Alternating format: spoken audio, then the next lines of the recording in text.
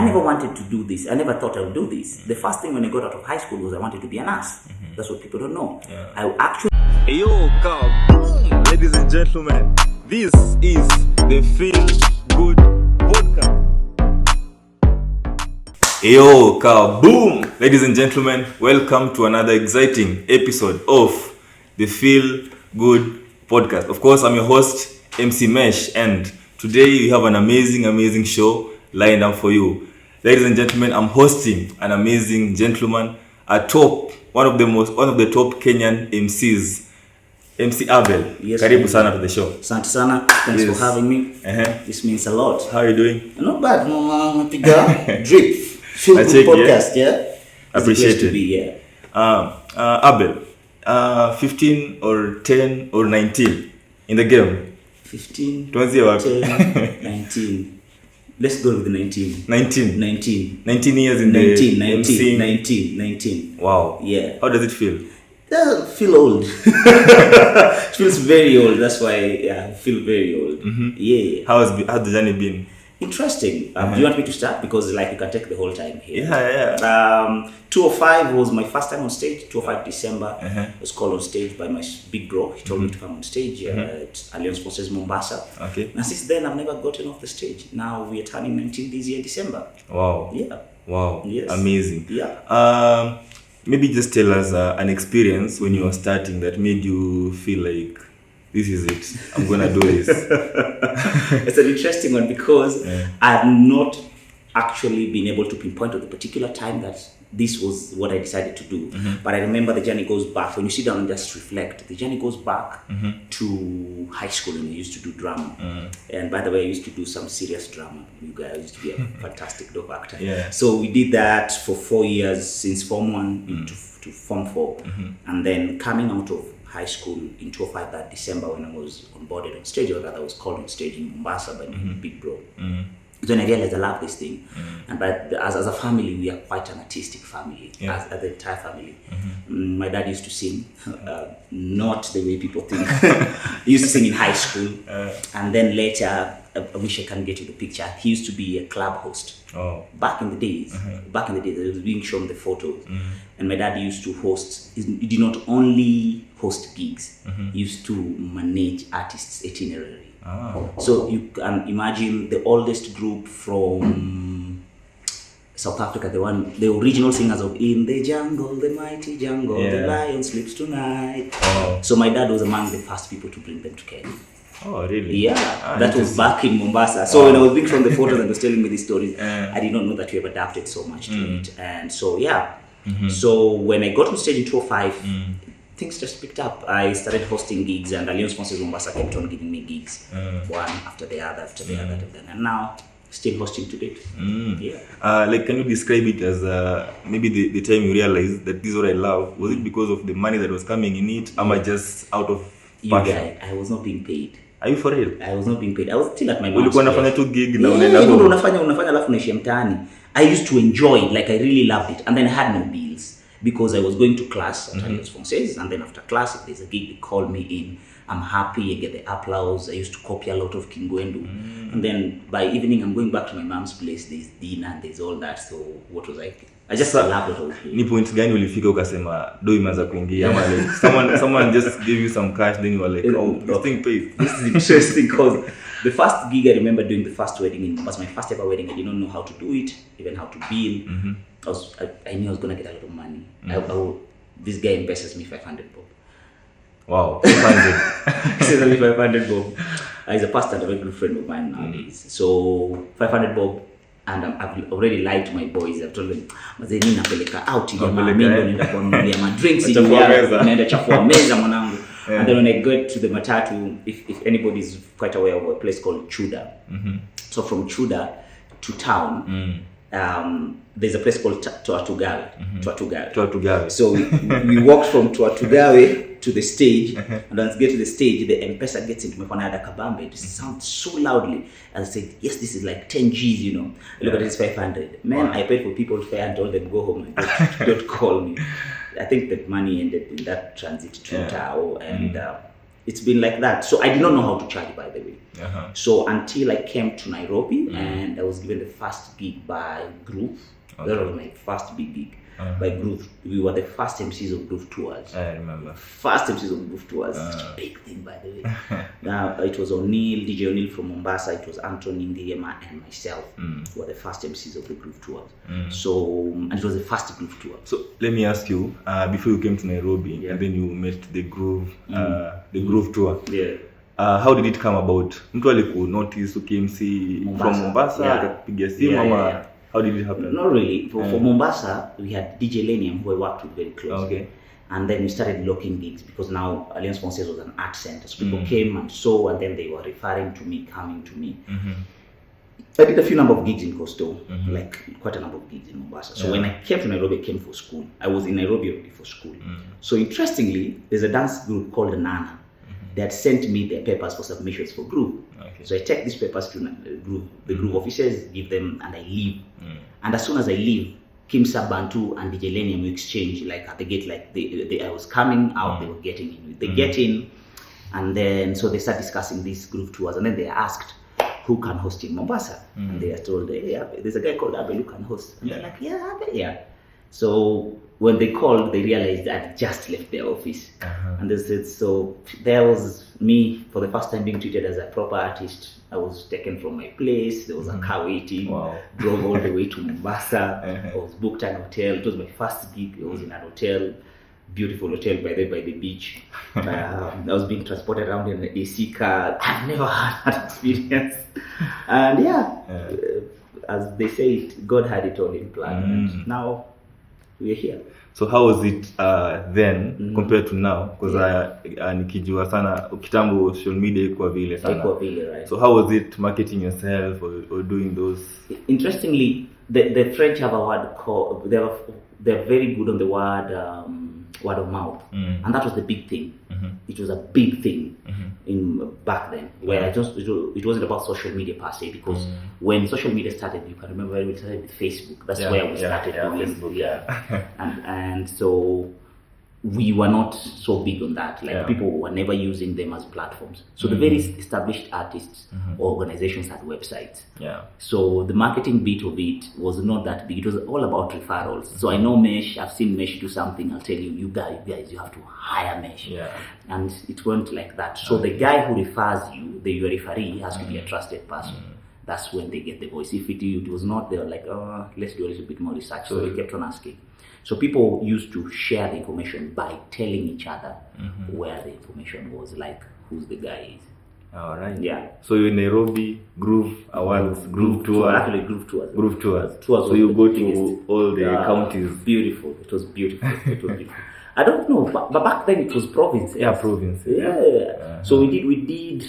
Mombasa was the first one, and then I was dropped for Kisumu, but the next year was called for the Kisumu one. It was Nairobi, Mombasa, and then they did Mombasa, Kisumu, Nairobi. And then by God's grace, before Groove, Safaricom brought in Rose Muhando tour. So I was plugged on Rose Muhando tour, which I did the entire circuit. She was very big back then. I remember those times she used to make up to I think $2,000 per week from Skiza. Yes, like 200K back per then, week. Per week from Skiza. That's good cash. That was good cash, man. So we were called on board again together with Lemba. I remember DJ Mo, DJ Sadik, Giuliani. We worked with a number of people. There was quite a group of people who were in the itinerary for Rose Muhando tour.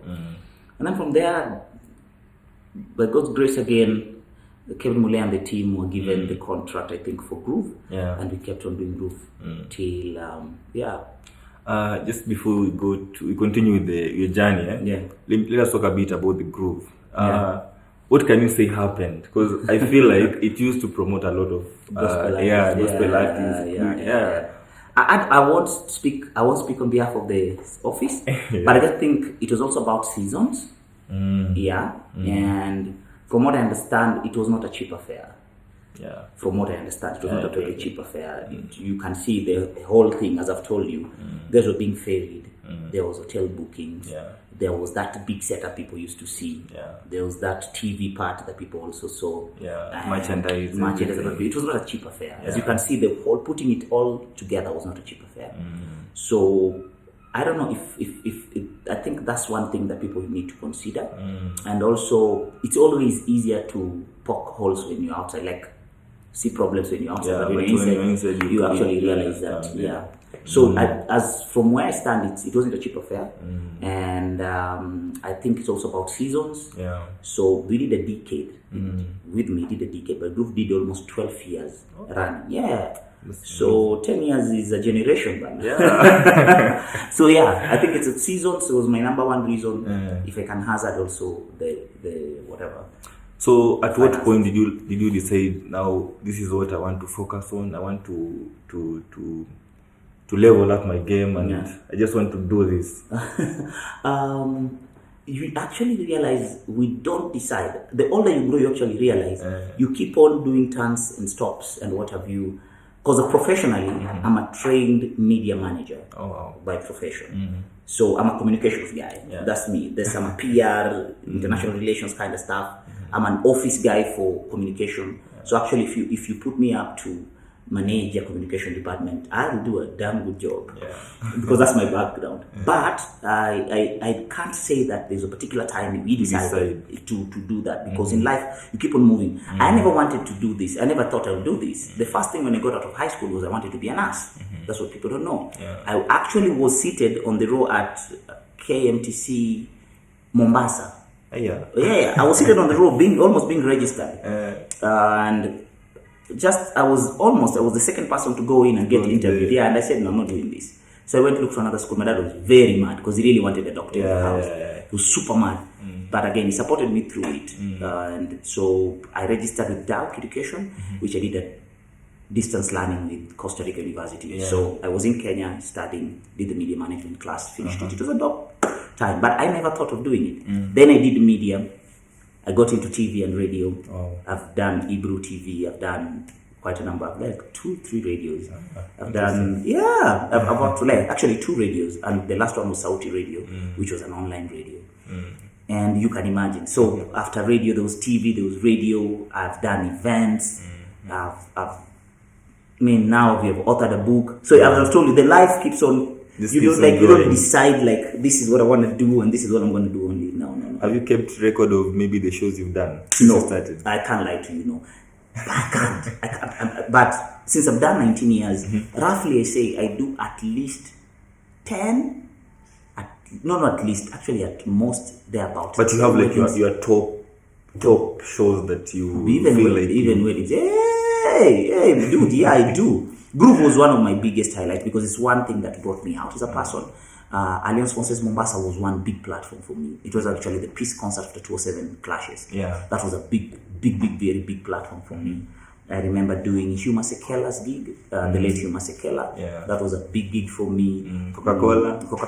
I did Coca-Cola trophy tours. Oh my goodness, that was amazing. What was the second one? The second one, that was something I've never done in my life. The second one, I was not on stage. I was put under something called sensorial tent.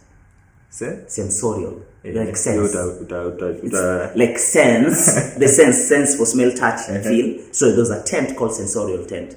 So you walk into this tent. You just feel this. You feel the smell. Like the entire AC blows out Coca-Cola smell.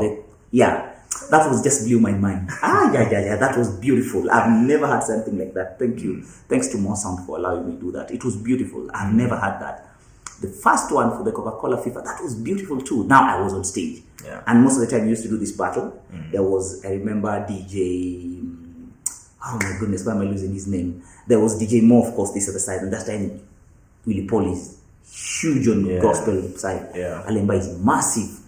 DNA is a dope hype man. MP Mheshimiwa Jalango right now was dope. Dope. It was heavy. I remember that's the first time I saw an influencer being paid for appearance. Just appearing? Yeah. Was this guy?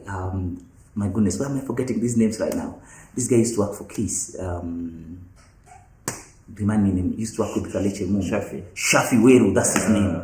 Yes, Shafi Weru. That was the first time I ever saw somebody being paid for for appearance in my life. He got on stage, said hi to Watus, and was like, hey, got guys excited, walked off stage, Then was paid in cash, he left. in cash. Yeah. And then he left. He left. When he was struggling on stage for 8 hours. That was the first time in my life to see somebody getting paid. It was beautiful. And more other events. I think I've done Travis Green when he was in Kenya. Yeah. Recently did Praise Atmosphere with this wonderful person called Evelyn Wanjiru and the family. And I had the utmost privilege of meeting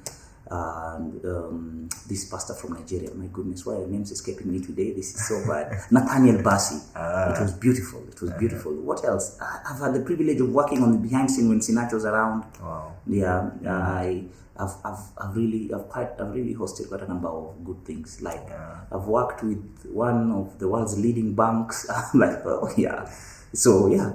So if you describe your where your strength is at, and you say it's at concerts, corporate, or just weddings, you just cut across. Let me tell you, and I'm confident that I cut across. I am very confident that I cut across. Very confident about that. I can't put myself in a box because I've done them all. I still do. Yeah, I've done. I'm certain I cut across and I cut proper. So 19 years. Did you get a point feel like you can't do this anymore? Sometimes there's that discouragement because if it is your bread and butter and like you see 2020, 2021 when Corona hit us, it made us really think through what we really were doing in life. Remembering it's not like I had a gig with the radio, TV or something, but almost the industry as a whole ceased. There was nobody supplying anything, there was no hosting, there was no nothing.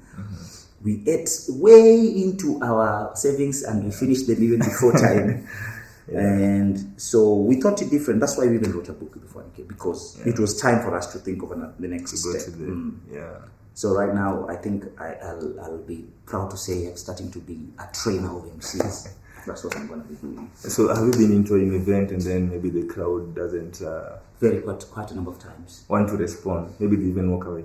I've been booed. I've been flagged off stage. There's sometimes there's no response, and those but downtimes have really happened to me. I've been quarreled before an act, like by the organizers. So it kills the morale because of a mistake that I genuinely did, or sometimes it's a technical issue.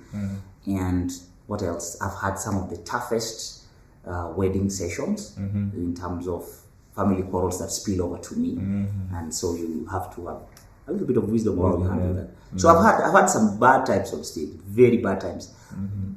I went to stage on a place, Kisumu, and they didn't like the artist who was on stage, and they were carrying glass bottles. The artist? No, the crowd was carrying glass bottles, and they kept on telling us to get the artist off stage.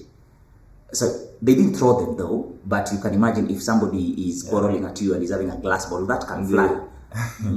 So I've been through it all.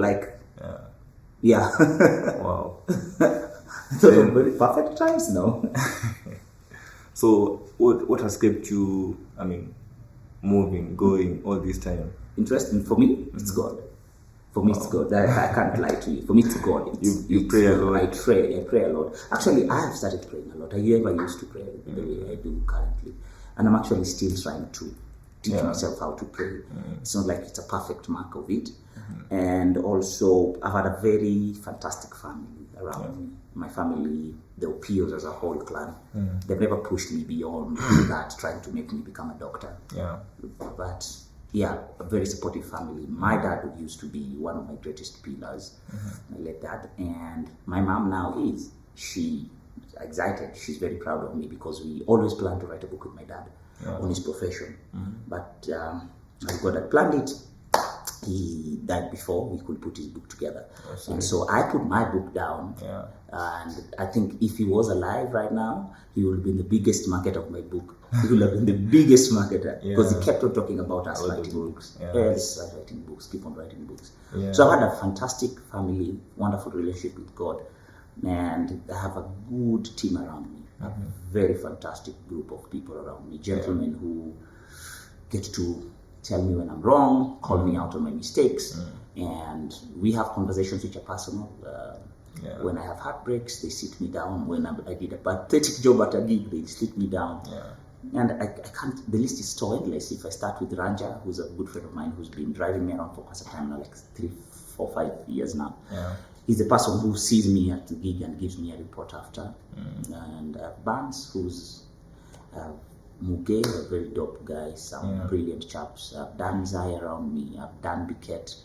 The prayerful gentlemen, different entrepreneurs and businessmen, but the people who are there for me, as I hope I am there for them, and they get to call me out when I mess up. I think they're among the first people even to read the book. It's an interesting group of people. So I have God, family, and a group of friends.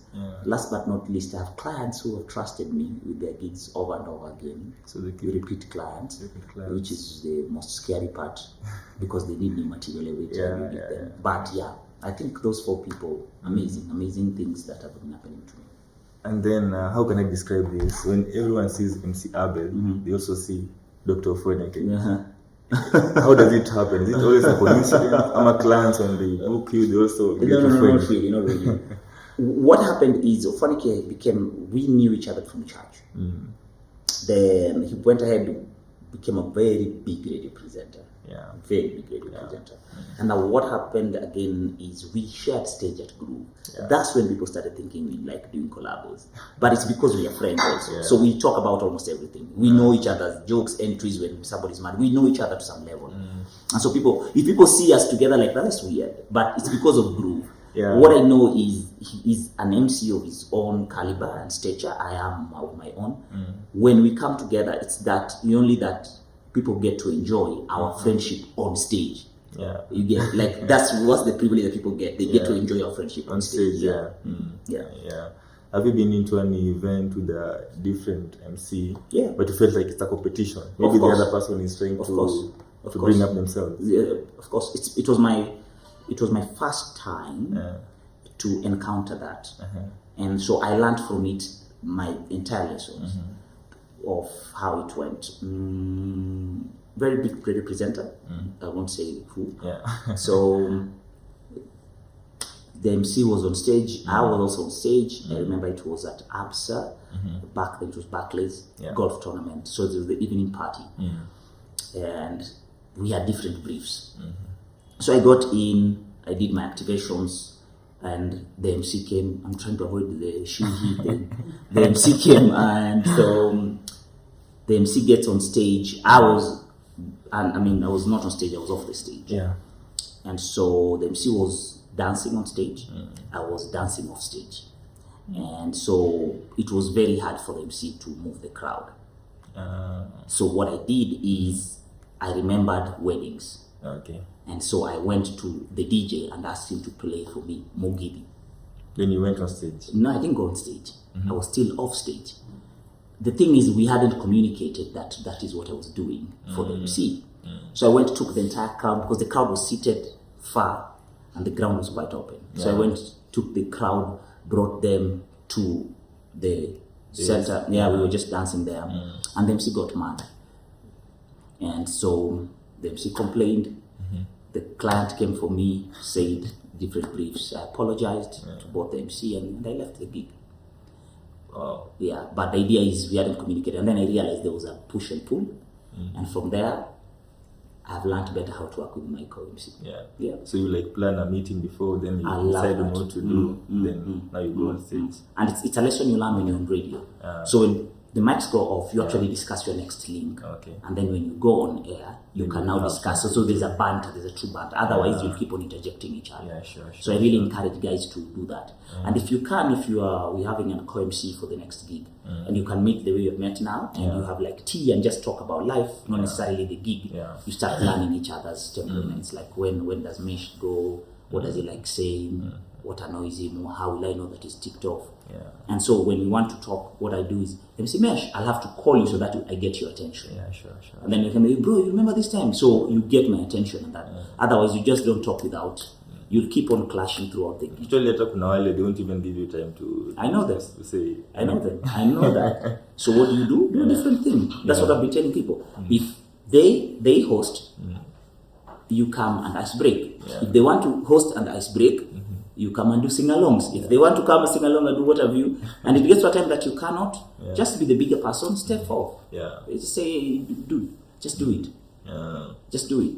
And it's like, you're doing a good job, just do it. So it means you'll not be fighting on stage. But always think of the other thing. If nothing works, take one side. Make sure when they do, if they are the ones hosting or bringing the guys on stage, ask them if you can do the activations, get on stage and sell something. If they don't want you to do that, let them do that. You come host. So you split the duties. That's what you do. Okay. People should get my book. Oh. If you get my book, you know all these tricks anyway. We'll talk about it. So have you not been paid for it? Quite a number of times. I've been duped. In fact, with some very close people who are my friends, I've been duped quite a lot of times. I've been lied to. This is before you even recently. Trust is a very expensive thing. So when I give it to someone and they don't do it to me, I have grown to not work alone. So I know the pain of not being paid because I have a team of people. 2 or 3 people will not get paid down the line. So I've been done so. Like, it's not a new thing. You trust me, right? That's why I came for your interview. Sure. But the moment I start hurting is when I call you for a gig and I don't pay you because you trust me. Sure. So I've gone some time without being paid, and here we are still alive, man. The only thing I've done is I'm learning through it, and I can't spend a lot of time worrying and wallowing in the same thing. So I get to do something different. Otherwise, I'll carry you, and my heart is for pumping blood. It's not for keeping. Just say, okay. All right. Now I want us to talk about this amazing book. Oh yes. So you've grown into becoming an author. Yeah. I am an author. All right. Yeah. The art of MC. Of MCing. Yeah. Wow. At what point did you decide, now this is what I want to do, and you got to do this with Dr. Feneke? This was in 2021. Remember, as I told you before, we had discussed writing a book with my dad for a very long time. And I did not know the entry point. What people, or rather what you don't know, is that I've been working on quite a number of books.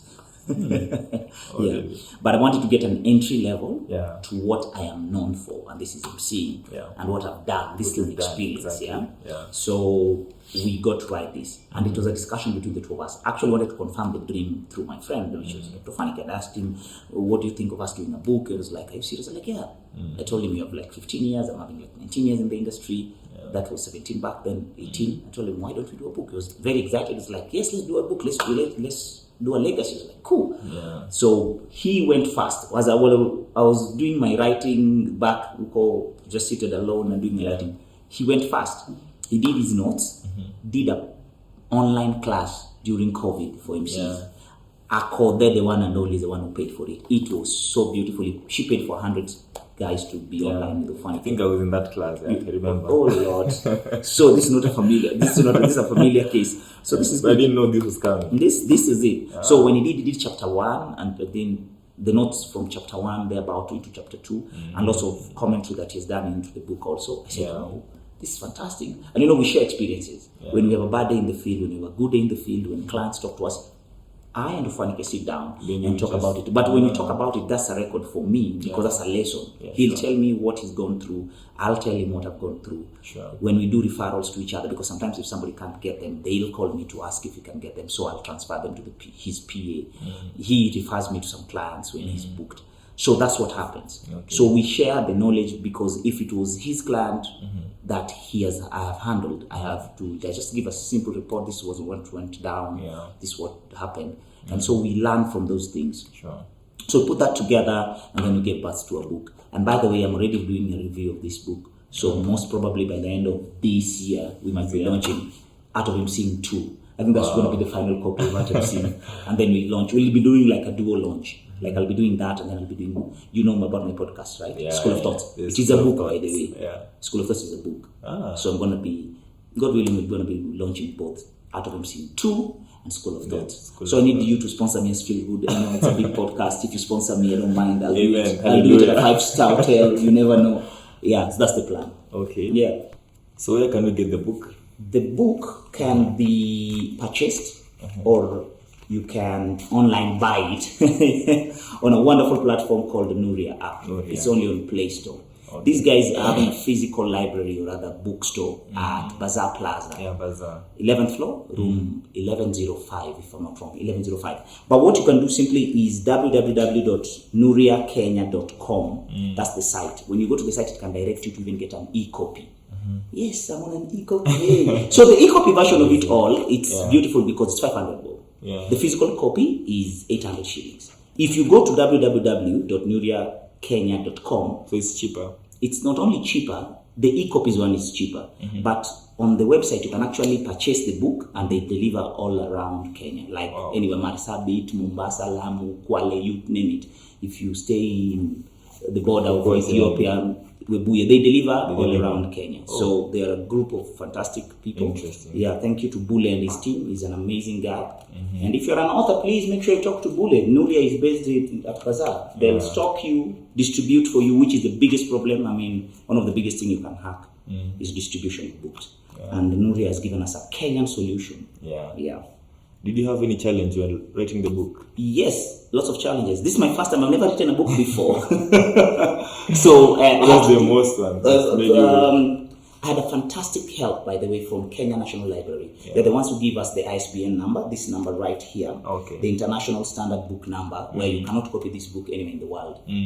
By the way, I'm proud to say this is the first book in the National Library about Mcee. They have never seen a book like this. Never seen a. So I'm a pioneer. Having said that, together with the funny, we're pioneers, bro. So having said that, the challenges were not having written a book before. I've done quite a number of errors. I don't know about publishers, editors. I don't know ISBN numbers, distribution, selling, sales, launching. Those are just new words. So many things. There's so many things into it. But now I can say I've started learning, and now I'm in a group of lots of authors, lots of them. So I think I learn from them also. People who have written 10, 15 books, people have gone ahead of me in number of books. And so, the challenges also was, even my circles were not of authors. Thanks to Burale, who's the only person who's pushing me because he's the author before, and he's one of the forwards. He's written a forward for me. And just the support team I told you about, the gentlemen who were all pushing me, you do it so that we know how it's done, but do it. But the challenges were quite there, considering I was the first time author. My guy. Anyway, but we have learned better. We'll do better this time. Next time we're going to do a better job. All right. So tukimalizia tu, I want us to touch a bit on something. The gospel industry. I know you've been part of it. You were still part of it. And especially right now, how can you? Is it people saying gospel is dead?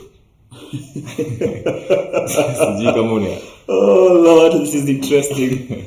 I keep on saying this, and I sound like a broken record. The gospel is not dead. The pop of the Kenyan gospel music is what is fleeting, but the gospel is not dead. The gospel was, is, and will forever be. I keep on saying this.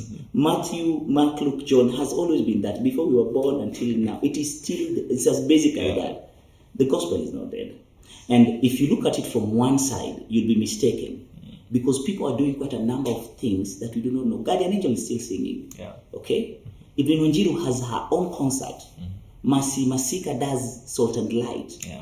I mean, churches are doing concerts all over Kenya. Like, I think, which group is this from Nairobi Chapel, South Sea, the group that sings online. ICC. People are doing stuff. Travis Green was here the other day in Mombasa.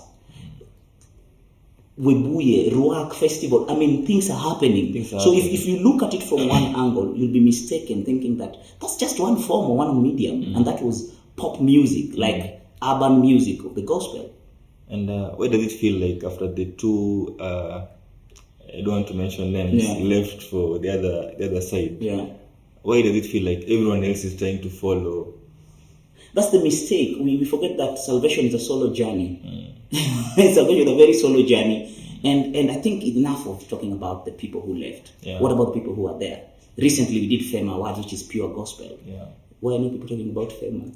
I'm just saying enough. I'm enough about them, and I'm saying this because I've realized we tend to focus on what's not working. I tend to focus on what's not working, and then we sink into a place of depression and confusion and all this hodgepodge that we think this is the only way of thinking. But as I've told you, what about the things that are working? That's what you're not concentrating on. So again, I firmly say this: the gospel is not dead. The gospel is alive and will forever be alive. What we do is we have personal journeys in life. Salvation is a solo journey. Your pastor can preach to you for 17 years, but salvation is such a solo journey. And even our pastors have their frailties, they have their weaknesses. And you see, and we have our weaknesses. But again, it's a solo journey. Yeah, it's a solo journey. So people, I should encourage people to pursue that, the solo journey, and weep not for so long for what is broken. Yeah. There's an art in Japanese called kintsugi. It's using gold to cover cracks of porcelain. And I realized that's what happens. We need to look for our gold and just cover it up. Look for a good thing about the whole pot and just cover it up. And just say, okay, not even cover it up, but to move on. Let's just move on from, it's enough. Yeah. It's enough of us wailing about the people who left us. We need to keep on doing our lives, because I feel like people want to see the pop. They want to see the pop. Yeah. If you look for pop, you'll get pop. I kid you not. Guys are still in the industry, or rather, they say we don't call it industry, we call it ministry. And they're doing fantastic job. Moji is still singing gospel. Yeah. And we're not focusing there. Okay. Muhanji is a dope rapper. Yeah.